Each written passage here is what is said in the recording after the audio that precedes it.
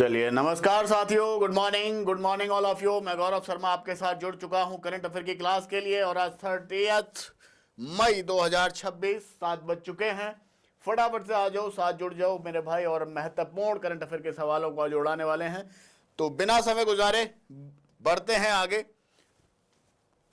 जो daily current affair का ये क्लास है, इसके अंतर्गत एसएससी, रेलवे या जो और अन्य सरकारी नौकरी के लिए जो आप एग्जाम देते हैं, उन सभी के लिए महत्वपूर्ण सवालों का डिस्कशन होने वाला है। तो आइए बढ़ते हैं पहले पॉइंट की तरफ। क्वेश्चंस के माध्यम से, जैसा कि आपको पता है, क्वेश्चंस के माध्यम से हम करंट अफेयर को निपटाते हैं। और पहला ही क्वेश्चन आपके सामने स्क्रीन पर रख दिया गया है। बताएंगे क्या होगा सही आंसर। आपसे पूछा जा रहा है कि बताओ निम्नलिखित में से हाल ही में भारत का 5वां पूर्ण साक्षर राज्य कौन सा बना है। तो ध्यान रखिएगा, जो पूर्ण साक्षर राज्य बना है भाई, पूर्ण साक्षर राज्य बना है कौन सा? सिक्किम बना है। पूर्ण साक्षर राज्य सिक्किम बना है। पूर्ण साक्षर राज्य सिक्किम बना है। कितनी है साक्षरता दर? साक्षरता दर यहां पर जो है वो है आपका 99.82। कितना साक्षरता दर है? 99.82 यहां पर साक्षरता दर दर्ज की गई है। और भारत सरकार द्वारा जो निर्धारित मानक है वो आपका 95% का है। कितना है मानक? 95% है मानक। लेकिन साक्षरता दर सिक्किम की कितनी है? तो भाई सिक्किम की जो साक्षरता दर है वो है आपका 99.82%। तो 99.82% के आधार पर सिक्किम भारत का पूर्ण साक्षर राज्य बन गया। फुल्ली लिटरेट स्टेट इसको आप कहेंगे आप। अब सवाल ये उठता है कि फुल्ली लिटरेट स्टेट किसको कहते हैं? भाई एक इधर आ जाओ। पूर्ण साक्षर राज्य किसको कहोगे? पहली बात तो यह है किसको कहा जाता है। और 5वां राज्य बना है। अभी बताऊंगा कि 4 और कौन से राज्य हैं इससे पहले, लेकिन पहले समझिए पूर्ण साक्षर राज्य किसको कहते हैं। तो देखो भाई, पूर्ण साक्षर राज्य कहा जाता है जिस राज्य की जो पॉपुलेशन है 15 वर्ष से जो अधिक है, 15 वर्ष या 15 वर्ष से अधिक की जो पॉपुलेशन है वो अगर 95% या उससे अधिक साक्षर है, 95% या उससे अधिक साक्षर है, मतलब लिटरेट है, तो ऐसे राज्य को भाई क्या माना जाएगा? ऐसे राज्य को पूर्ण साक्षर माना जाएगा। कोई दिक्कत नहीं, ऐसे राज्य को पूर्ण साक्षर। और साक्षर का मतलब है जो पढ़ लिख सकते हैं। साक्षर का मतलब है जो पढ़ लिख सकते हैं। तो यहां तक कोई दिक्कत नहीं होगी। अब बात यह है कि 5वां राज्य बना है सिक्किम। भाई सिक्किम बना है 5th स्टेट। कौन सा? सिक्किम। तो इससे पहले के 4 कौन से हैं? इसके पहले के 4 कौन से हैं? तो भाई सबसे पहले तो याद रखिएगा मिजोरम। कौन सा? मिजोरम है। मिजोरम के बाद याद रखिएगा गोवा, देन त्रिपुरा, और 4th पर आप याद रखिएगा किसको? हिमाचल प्रदेश को। 4th पर आप याद रखेंगे किसको? हिमाचल प्रदेश को। और 5वां हो गया भैया हमारे पास ये आपका सिक्किम। किसी को कोई प्रॉब्लम यहां तक तो नहीं होगी है? यहां तक कोई दिक्कत नहीं होगी। सिक्किम की कोई राजधानी बता दे, कैपिटल कहां पर है सिक्किम की राजधानी? तो इसका जो कैपिटल है याद रखिएगा गैंगटोक, है ना। यहां के जो सिक्किम के बारे में लिख रहे हैं, तो सिक्किम के जो गवर्नर हैं कोई नाम बताए, और साथ ही साथ सीएम साहब का भी नाम बताए जी सिक्किम के। तो जो सिक्किम के गवर्नर हैं उनका नाम है ओम प्रकाश माथुर। क्या नाम है जी? श्री ओम प्रकाश माथुर। पूछ लेगा तो गड़बड़ हो जाएगी, तो इसलिए याद रखिएगा। और जो सीएम है उनका नाम क्या है? प्रेम सिंह तमांग। क्या नाम है? प्रेम सिंह तमांग, याद रखिएगा। ठीक है, तो ये कुछ इंफॉर्मेशन आप याद रखेंगे। साक्षर किसको कहा जाता है? 5वां सिक्किम बना है, 4 उससे पहले कौन से थे? सिक्किम की कैपिटल, सिक्किम के सीएम, गवर्नर, ये कुछ इंफॉर्मेशन आपके लिए जरूरी थी, तो आपको अब क्लियर हुआ। एक चीज और बोल दूं, भारत सरकार की एक पहल है जिसका नाम है उल्लास। उल्लास पहल के तहत सिक्किम को 5वां साक्षर राज्य घोषित किया गया है। उल्लास जो पहल है उसका मतलब है understanding of life long learning for all in society. तो ये जो पहल है भारत सरकार के द्वारा चलाई जा रही है, उसी उल्लास पहल के तहत इसको साक्षर घोषित किया गया है। चलो अब आप बढ़ जाते हैं आगे। नेक्स्ट क्वेश्चन देखिए। अगला क्वेश्चन आपसे क्या पूछा गया है? अगला क्वेश्चन आपसे पूछ रहा है, बताओ भाई, हाल ही में शुरू की गई सार्थक पीडीएस योजना मुख्य रूप से किस क्षेत्र के आधुनिकीकरण से संबंधित है? हर वो सवाल है जो आपके पेपर में पूछा जाएगा, तो इसलिए एक एक सवाल को बहुत सावधानी से समझने की जरूरत है। चाहो तो इसका नोट्स बनाने की इसलिए जरूरत नहीं है, टेलीग्राम में इसका प्रॉपर पीडीएफ आपको डिलीवर किया जाता है। और आगे के लिए आपको बता रहा हूं कि राइट सुबह 7 बजे ये वीडियो अपलोड होता है, तो सुबह 7 बजे का इंतजार करो। अब ऐसा ना हो कि 7 बजे आप खर्राटे मार रहे हैं, ठीक है ना? तो आइए क्वेश्चन पे ध्यान दीजिएगा। सार्थक पीडीएस योजना निम्नलिखित में से मुख्य रूप से किस क्षेत्र के आधुनिकीकरण से जुड़ी हुई है? किस क्षेत्र के आधुनिकीकरण से जुड़ी हुई है भाई? तो ध्यान दीजिएगा, जो सार्थक पीडीएस योजना है वो जुड़ी हुई है आपका पब्लिक डिस्ट्रीब्यूशन सिस्टम से, मतलब सार्वजनिक वितरण प्रणाली सिस्टम से। सार्वजनिक वितरण प्रणाली सिस्टम से जुड़ी हुई है, सार्वजनिक वितरण प्रणाली से जुड़ी हुई है। ठीक है, पहली बात, सार्थक पीडीएस योजना उद्देश्य क्या है भाई? तो इसका उद्देश्य है पब्लिक डिस्ट्रीब्यूशन, यानी मतलब जो राशन प्रणाली सिस्टम है उसका आधुनिकीकरण करना, मॉडर्नाइजेशन करना, पारदर्शीकरण करना और साथ ही साथ तकनीकी आधारित स्थापित करना। ठीक है जी। और अब इसके अंतर्गत क्या करने जा रहे हैं? इसके अंतर्गत आर्टिफिशियल इंटेलिजेंस मतलब एआई ऑटोमेशन शामिल किया गया। एआई ऑटोमेशन को शामिल किया गया है। इसके साथ साथ क्या होगा जी? जीपीएस ट्रैकिंग होगी। इससे जीपीएस ट्रैकिंग की जाएगी सार्थक पीडीएस योजना के तहत, और ब्लॉकचेन और स्मार्ट मॉनिटरिंग, ब्लॉकचेन मेंटेन होगी और साथ ही साथ स्मार्ट मॉनिटरिंग की जाएगी। स्मार्ट मॉनिटरिंग की जाएगी। इसका मतलब सीधा सीधा यह है कि सार्थक पीडीएस योजना जो है वो आपका जो 80 करोड़ लोगों को जो राशन दिया जा रहा है मुफ्त, उसका पूरा ब्यौरा रखने वाली है एआई के माध्यम से, एआई सपोर्ट के माध्यम से। उसमें जीपीएस ट्रैकिंग होगी, स्मार्ट मॉनिटरिंग वगैरह, ये सब कुछ होगा। अब सार्थक जो नाम है इसका क्या मतलब है? S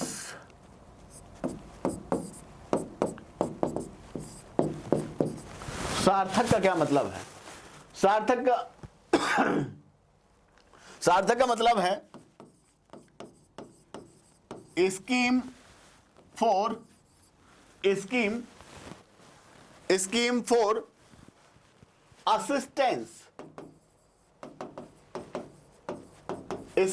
assistance in ration transportation and handling.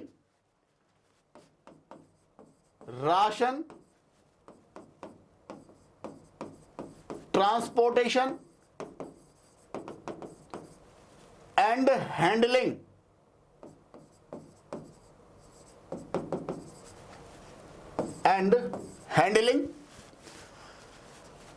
Automation in की पब्लिक डिस्ट्रीब्यूशन। ये ए से होगा ऑटोमेशन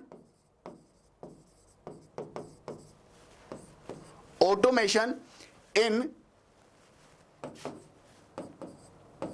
की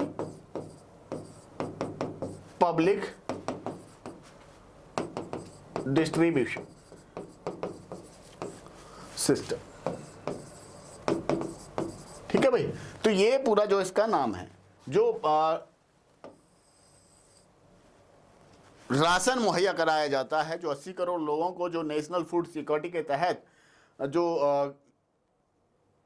राशन पहुंचाया जाता है, सरकार कहती है ना घर घर राशन, तो वो जो राशन पहुंचाया जाता है उसी की निगरानी के लिए ये सार्थक पीडीएस योजना लाई गई है।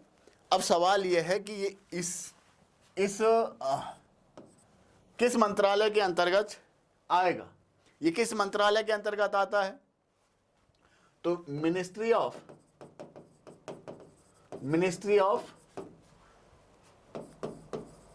Consumer affairs, ministry of consumer affairs, food and public distribution, food and public distribution. तो मिनिस्ट्री पता चल गया किस मिनिस्ट्री के अंतर्गत आता है, या किस मिनिस्ट्री के तहत ये योजना चलाई गई है, ये चलाई जा रही है। इवन आपका जो नेशनल फूड सिक्योरिटी के तहत जो राशन दिया जाता है वो भी तो इसी के अंतर्गत आता है ना, है? और ये जो योजना चलाई गई है, ये चलाई गई है 2026 से लेकर के 2031 तक, मतलब 5 साल के लिए। तो क्लियर होगा, सार्थक पीडीएस योजना जो है वो आपका राशन से संबंधित है ना, फूड डिस्ट्रीब्यूशन। नेक्स्ट आइए, क्लियर होगा, यहां तक कोई दिक्कत नहीं। बहुत ही इंपॉर्टेंट सवाल है भाई, बहुत इंपॉर्टेंट सवाल है, और सबसे ज्यादा इसके पेपर में पूछे जाने की संभावना भी है, क्योंकि ये कहानी है आपके पानी की, है ना। हाँ, ये कह रहे हैं निम्नलिखित में से किस शहर में भारत का पहला राष्ट्रीय एआई और डिजिटल जल शिखर सम्मेलन आयोजित किया गया है? National AI and digital water summit 2026 कहां पर आयोजित किया गया है? तो ध्यान रखिएगा कहां पर आयोजित किया गया है भाई, आयोजित किया गया है बेंगलुरु में। कहां पर आयोजित किया गया है? तो बेंगलुरु में आयोजित किया गया है। उद्देश्य था आर्टिफिशियल इंटेलिजेंस, इसके साथ साथ डिजिटल टेक्नोलॉजी और स्मार्ट सिस्टम की सहायता से जो आपका अर्बन वाटर मैनेजमेंट है, शहरी जल प्रबंधन है, उसको एफिशिएंट बनाना। देखते हैं ना बरसात के मौसम में क्या हाल होता है, थोड़ा भी बारिश पड़ता है तो भाई साहब सीवर तो चौक हो ही जाते हैं, घुटने घुटने पानी होता है। कई जगह पे तो आपको पता होता है कि गाड़ी तक डूब जाती है, इतना पानी। एनसीआर में देखिए ना क्या हाल होता है? साउथ दिल्ली को छोड़िए तो कुल तो सीवर खुला पड़ा है अपने यहां पर। तो बहुत जरूरी है इस दिशा में काम करना। तो तो क्या किया गया है बेंगलुरु में? बेंगलुरु में इस सम्मेलन का आयोजन किया गया है। किसके लिए किया गया है कि एक तो एआई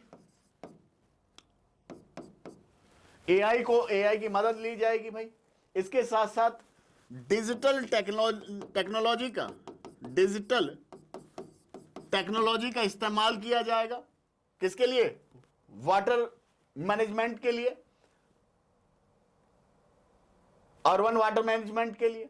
इसके साथ साथ एक चीज और ध्यान रखनी है, बेंगलुरु में ये जो इनिशिएटिव उठाया गया है, बेंगलुरु में जो ये इनिशिएटिव उठाया गया है, बेंगलुरु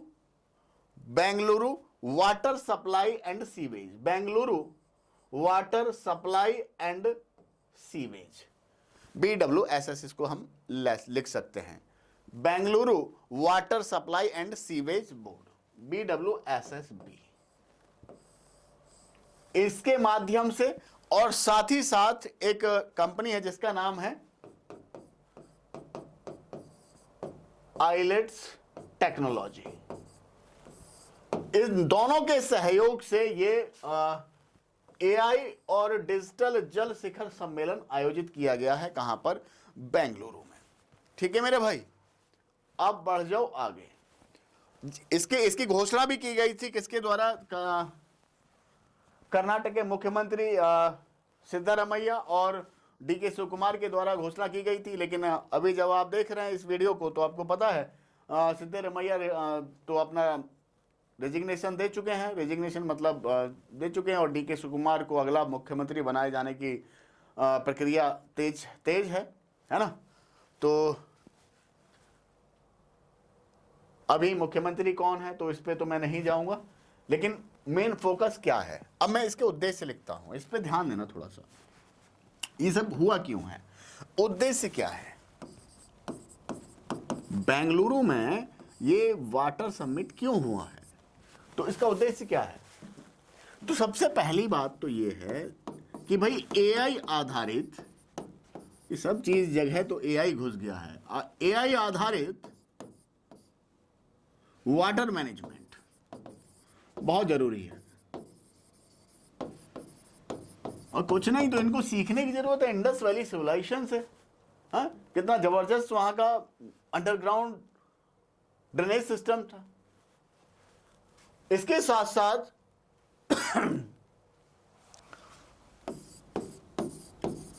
स्मार्ट मॉनिटरिंग,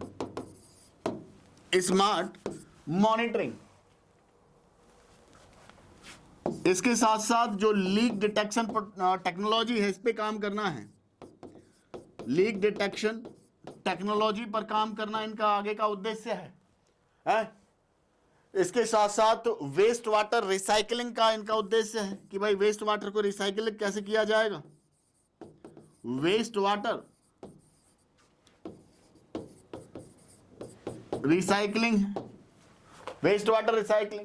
तो ये सारा जो उद्देश्य है इसके लिए ये सारा जो शिखर सम्मेलन है, डिजिटल वाटर शिखर सम्मेलन आयोजित किया गया है। अब मैं बढ़ता हूं अगले क्वेश्चन पर, ध्यान देंगे। देखो भाई, बहुत ही पूछा जा सकता है, महान संगीतकार सोनी रोलिंग्स का 95 वर्ष की आयु में निधन हो गया है। वो किस वाद्य यंत्र से संबंधित थे।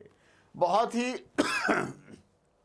आसान सा सवाल है, बहुत ही आसान सा सवाल है। तो बस याद रखिएगा कि भाई जो सोनी रोलिंग्स हैं, ये कौन सा वाद्य यंत्र इस्तेमाल करते हैं, तो ये वाद्य यंत्र इस्तेमाल करते हैं सैक्सोफोन। कौन सा? सैक्सोफोन इस्तेमाल करते हैं। अब मैं आपसे पूछ लेता हूं कि भाई बताओ सैक्सोफोन का आविष्कार कब हुआ था और किसके द्वारा इसका आविष्कार किया गया था।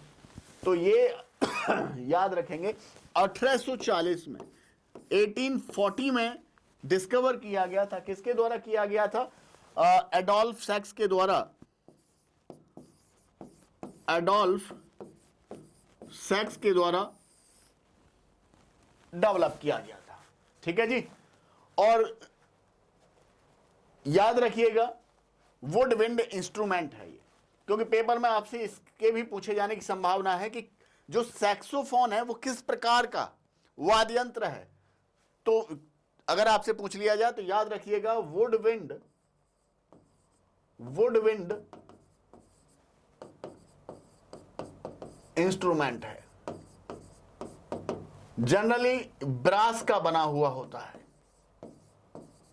जनरली ब्रास का बना हुआ होता है। ठीक है जी। तो आओ बढ़ते हैं एक और अच्छा सा सवाल। सबको पता होगा इसका आंसर, कल भी हमने क्लास में डिस्कस किया था, है ना। स्वस्थ बुढ़ापे के लिए योग थीम के साथ अंतर्राष्ट्रीय योग दिवस 2026 कब मनाया जाएगा। पहली बात तो सब जानते हैं आप लोग कि भाई योग दिवस मनाया जाता है 21 जून को। अब आपके काम की बात क्या है, जो आपको पेपर के लिए ध्यान देनी है। तो भाई इसका जो थीम रखा गया है,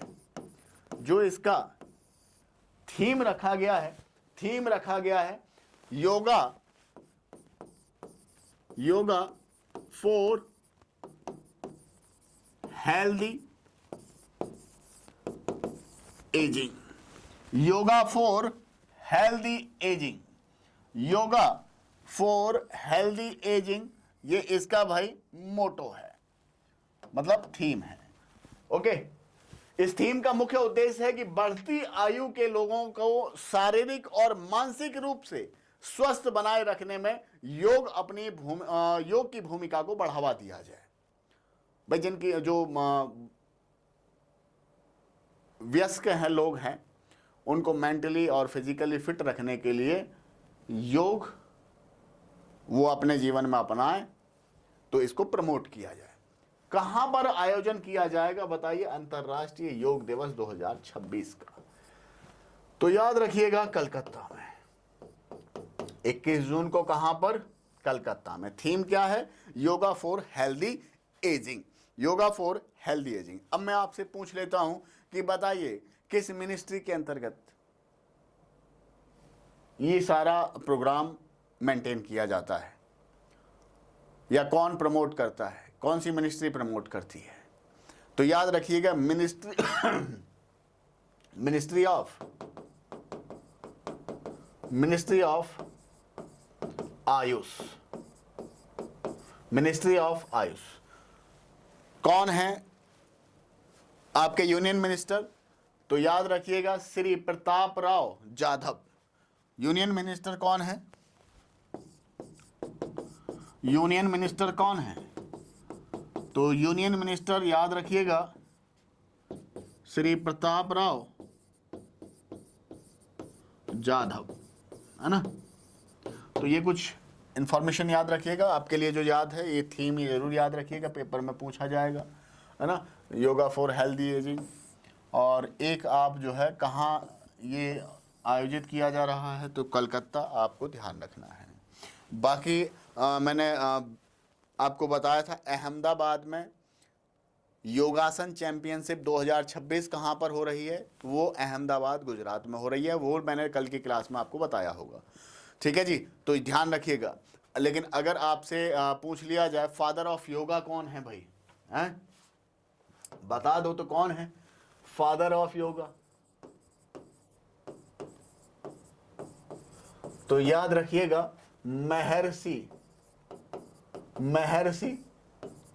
पतंजलि। महर्षि पतंजलि को कहा गया है फादर ऑफ योगा। आइए तो आगे नेक्स्ट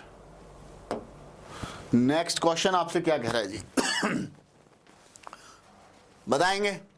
हाल ही में यूनिफॉर्म सिविल कोड यूसीसी विधेयक पारित करने वाला पूर्वोत्तर भारत का पहला राज्य कौन सा है?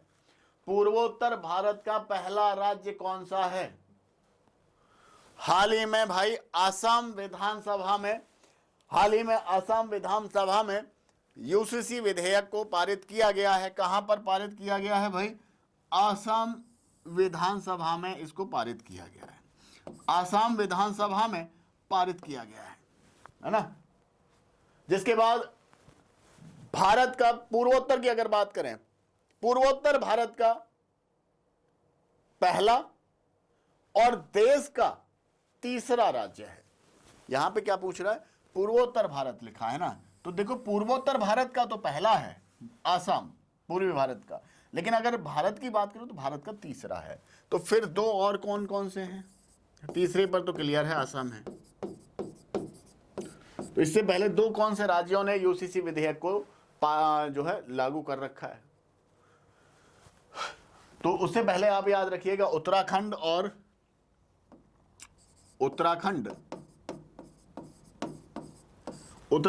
और साथ ही साथ याद रखिएगा गुजरात। उत्तराखंड और गुजरात। कोई दिक्कत नहीं, बढ़ूं फिर आगे। चलो तो कुछ और भी बातें एक बार देख लेते हैं यूसीसी विधेयक के अंतर्गत।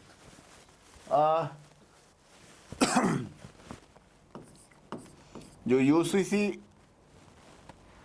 विधेयक है इसकी कुछ प्रमुख बातों को देख लेते हैं कि क्या क्या इसके अंतर्गत है। सबसे पहले तो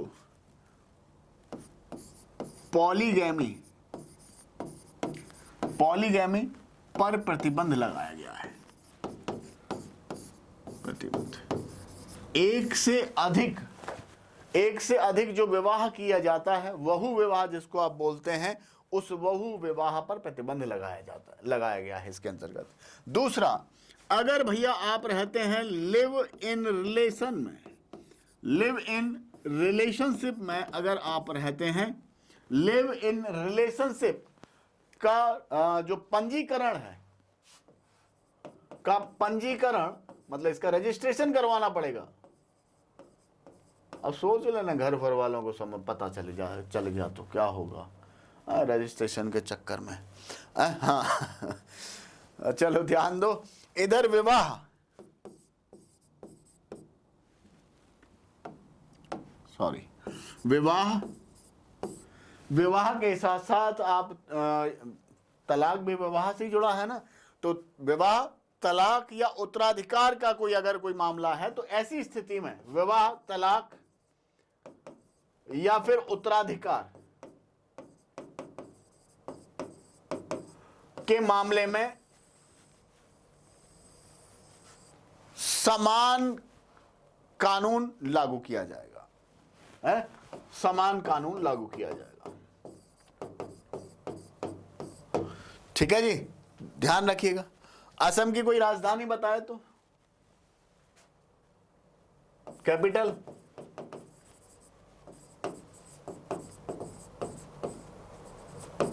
कहां पर है, ध्यान रखिएगा, कहां पर, दिसपुर, पता होगा।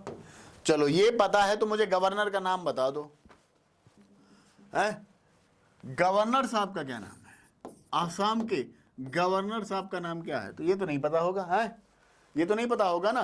तो लक्ष्मण प्रसाद आप याद रखेंगे नाम, क्या नाम याद रखेंगे, लक्ष्मण प्रसाद। श्री लगा लेना मेरे भैया, श्री लक्ष्मण प्रसाद। असम के मुख्यमंत्री को तो कौन नहीं जानता है, हेमंत बिस्वा शर्मा। तो वो तो चलिए मैं इधर नहीं लिखता हूं, सब जानते ही हैं आप, कोई दिक्कत नहीं यहां पर। चलो तो बढ़ जाते हैं हम अब अगले सवाल पर, ध्यान दीजिएगा, इधर किसी को कोई दिक्कत यहां नहीं होनी चाहिए। अगला सवाल आपसे पूछा जा रहा है कि भारत को एशिया प्रशांत क्षेत्र में ऑपरेशनल डेटा सेंटर क्षमता के मामले में कौन सा स्थान प्राप्त हुआ है, कौन सा स्थान प्राप्त हुआ है। भैया याद रखेंगे, ऑपरेशनल डेटा सेंटर के स्टोरेज के मामले में भारत को दूसरा स्थान प्राप्त हुआ है, दूसरा स्थान प्राप्त हुआ है। जापान को पछाड़ करके अब हम दूसरे स्थान पर पहुंच गए हैं। भाई पहले नंबर पर तो है चीन, पहले नंबर पर चीन, दूसरे पर अब आ गए हम, और तीसरे नंबर पर है कौन सा, जापान। याद रहेगा, मुंबई भारत का सबसे बड़ा डेटा सेंटर हब है, सबसे बड़ा भारत का सबसे बड़ा डेटा सेंटर हब कहां पर है, तो याद रखिएगा मुंबई में है। कहां पर है मेरे भाई, तो मुंबई में है सबसे बड़ा डेटा सेंटर हब। अच्छा, अगर आपसे यहां पूछ लिया जाए कि कितना क्षमता के साथ दूसरे नंबर पर आया है, तो याद रखना 1.6 गीगावाट, 1.6 गीगावाट की क्षमता के साथ भारत जो है दूसरे नंबर को हासिल किया है, जापान को पछाड़ करके। किसी को कोई दिक्कत नहीं होना चाहिए। चलो तो नेक्स्ट क्वेश्चन पे ध्यान दो। सिद्धरामैया ने हाल ही में किस राज्य के मुख्यमंत्री पद से इस्तीफा दिया है। मैंने अभी पीछे ही बताया आपको कि कर्नाटक के मुख्यमंत्री थे मेरे भाई, और कर्नाटक के मुख्यमंत्री पद से इस्तीफा दे दिया है, और डीके शिव कुमार जो उप मुख्यमंत्री थे उनको मुख्यमंत्री बनाए जाने की पहल जोरों पर है ना। हाँ, राजधानी कहां पर है कर्नाटक की, कैपिटल कहां पर है, पता है ना, बेंगलुरु, बेंगलुरु। राज्यपाल का नाम भी बताओ भाई। गवर्नर साहब का नाम क्या है? गवर्नर तो याद हो जाएंगे हम, कैपिटल गवर्नर तो छोड़ते ही नहीं है, याद रखना। थवरचंद गहलोत, थवरचंद गहलोत साहब, श्री थवरचंद गहलोत साहब गवर्नर है यहाँ पे, कोई दिक्कत नहीं।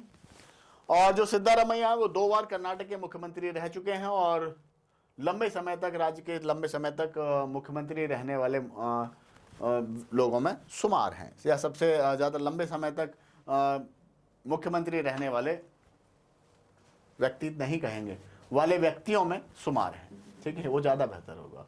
चलो तो आओ बढ़ते हैं नेक्स्ट क्वेश्चन की तरफ, जल्दी से ख़त्म किया जाए और ये सवाल आप पे छोड़ दिया जाए, नहीं फिर भी बता देते हैं हम। हाल ही में सांची स्तूप के पवित्र बौद्ध अवशेष किस देश भेजे जाने की घोषणा है भाई? तो अभी प्रधानमंत्री जी के विशेष पहल पर, प्रधानमंत्री नरेंद्र मोदी जी की विशेष पहल पर जो हमारा सांची स्तूप है, यूनेस्को धरोहर है, सांची स्तूप जो हमारे यूनेस्को धरोहर है, वहां से भगवान बुद्ध के 2 शिष्य सारिपुत्र और मौदगल्यायन के जो अस्थि अवशेष हैं उनको मंगोलिया भेजा जा रहा है। किसके लिए भेजा जा रहा है? वहां के श्रद्धालु, जिससे कि उनका दर्शनार्थ कर पाए, ठीक है। कहां भेजा जा रहा है जी? मंगोलिया भेजा जा रहा है। जो बौद्ध स्तूप है, ध्यान देना थोड़ा सा, जो बौद्ध स्तूप है यहां से किस किस की अस्थियों को भेजा जा रहा है? सारिपुत्र और मौदगल्यायन।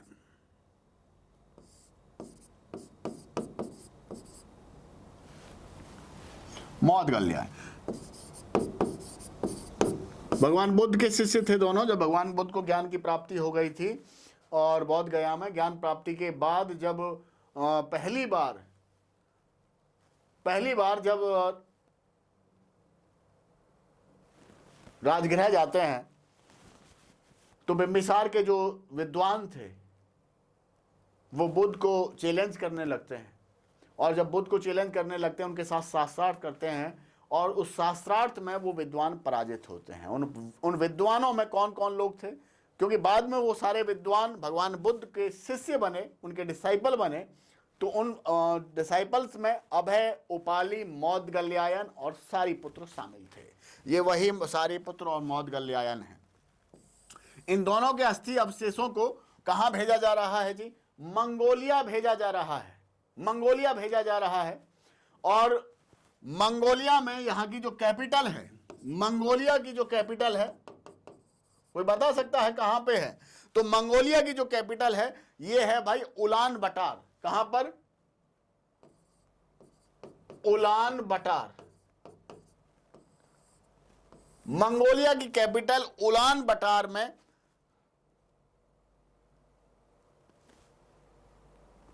इनका जो है प्रदर्शनी रखी जाएगी। लेकिन आपसे पूछ लिया जाए कि बौद्ध स्तूप किसने बनवाया था? तो 3री शताब्दी में, याद रखना, सम्राट अशोक ने बनवाया था। कहां पर है? तो रायसेन जिला, मध्य प्रदेश में। ये कहां पर है? रायसेन जिला, मध्य प्रदेश। क्या होगा इससे? क्या होगा इससे? तो भाई इससे होगा ये कि मंगोलिया और भारत के बीच जो बौद्ध सांस्कृतिक संबंध हैं वो मजबूत होंगे, ठीक है ना? तो ध्यान रखेंगे। बाकी और कोई सवाल है? नहीं है। तो आज की क्लास को करते हैं यहीं पर स्थगित। फिर मुलाकात होगी आपसे अगली क्लास में। इस क्लास की पीडीएफ के लिए आप टेलीग्राम चैनल पे जाइए। किस नाम से? Gaurav Sharma sir, GAURAV Sharma sir. Gaurav Sharma sir के नाम से आप टेलीग्राम पर जाएं, या फिर रेडियन लर्न स्मार्ट के नाम से जाएं। इन दोनों ही चैनल्स पर इस क्लास का पीडीएफ, क्लास का लिंक या करंट अफेयर से संबंधित जो अन्य इंफॉर्मेशन जो जरूरी होती है वो इस ग्रुप के अंदर लगातार अपडेट की जाती रहती है। तो भाई इससे जुड़ना ना भूलिएगा।